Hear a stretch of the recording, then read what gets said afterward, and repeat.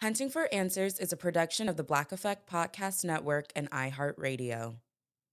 Welcome to Hunting for Answers, a true crime podcast.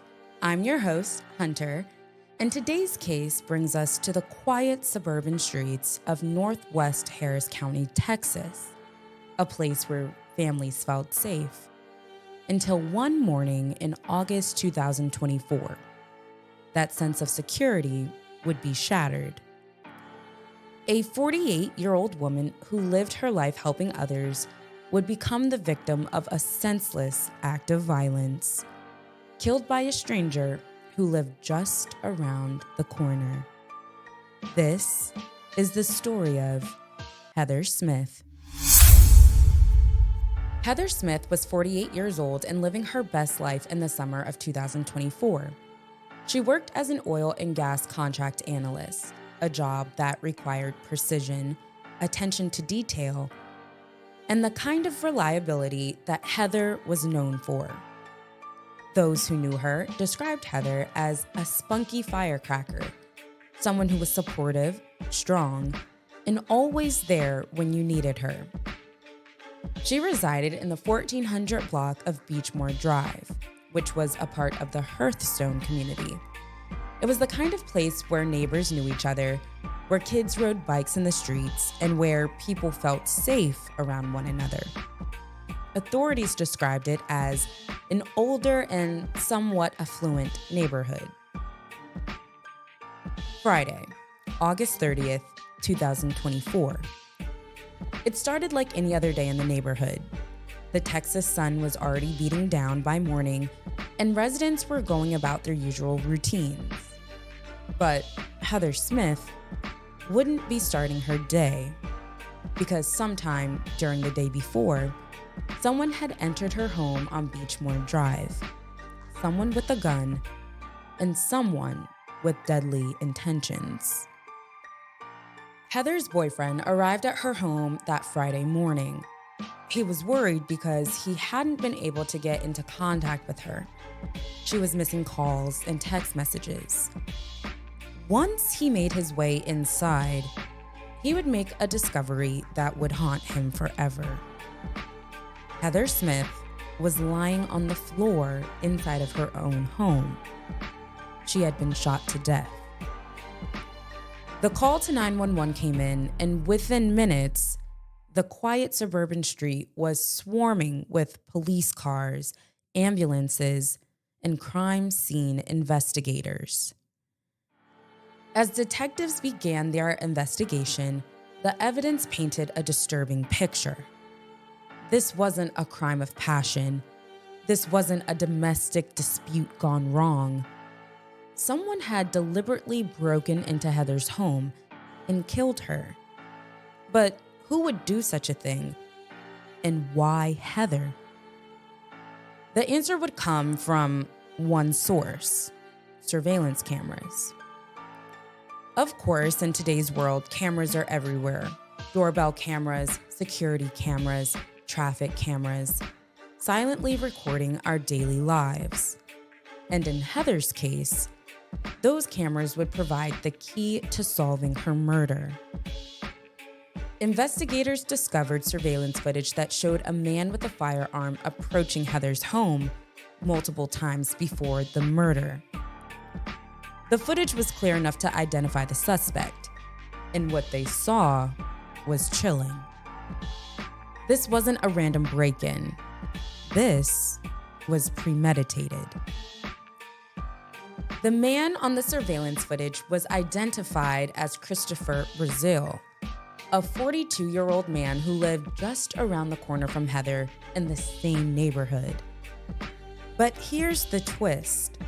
According to family members, Heather didn't even know Christopher personally. The two were strangers, just two people who happened to live right around the corner from each other. So, why did Christopher Brazil target Heather Smith? What drove him to plan and execute her murder? Those questions may never have satisfying answers. When detectives tracked down Brazil, They found him in the same truck he'd been driving on the day of the murder. He was wearing the same clothes captured on surveillance footage.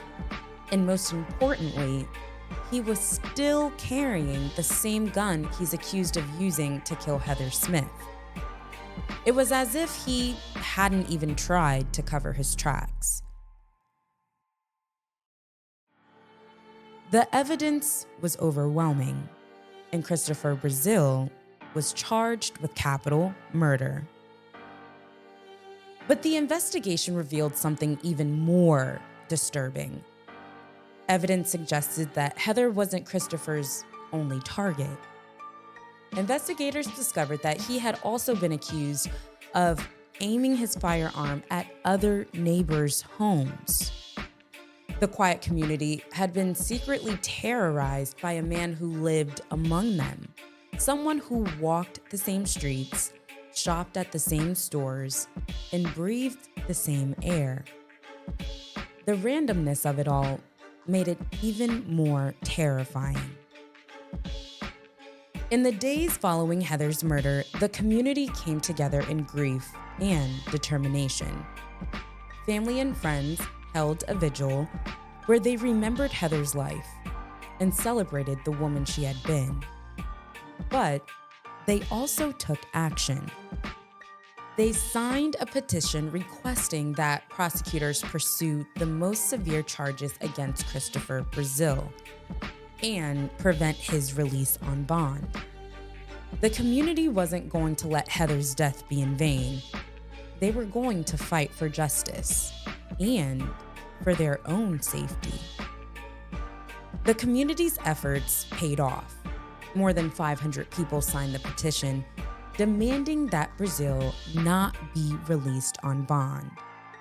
And soon enough, the judge handed Brazil a $5 million bond. The community felt as if their voices were heard. They found strength in unity, proving that even in the darkest moments, communities can come together to demand justice. Heather Smith's story is a reminder that evil can live next door. It can walk past your house every day, wave at your children, and smile when you see it at the grocery store. But it's also a reminder that when tragedy strikes, people have the power to stand up, speak out, and fight for what's right. Heather's family and friends remember her as a spunky firecracker who was always there for others. In death, she's brought an entire community together in pursuit of justice and safety for the rest of the community. As this case moves through the court system, Christopher Brazil faces capital murder charges that could result in life in prison, or even the death penalty. The surveillance footage, the physical evidence, and the community's determination all point to one conclusion. Justice for Heather Smith is within reach. But of course, no amount of justice can bring back a life that was cut short or heal the hearts of those who loved her. My thoughts and prayers are with the family and friends of Heather Smith. Her tragic case serves as a reminder for all of us to never take our safety for granted, even when inside our own homes. As we close out this episode, don't forget to click the follow button to stay updated on Heather's case and others like it. Be sure to subscribe to Hunting for Answers on YouTube and follow us on Instagram and TikTok for more true crime updates. Thank you so much for joining us on another episode. Until next time.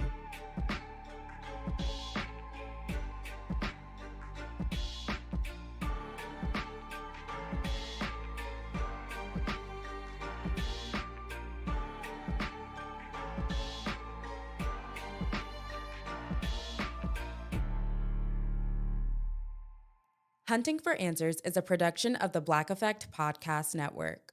For more podcasts from the Black Effect Podcast Network, visit the iHeartRadio app, Apple Podcasts, or wherever you listen to your favorite shows.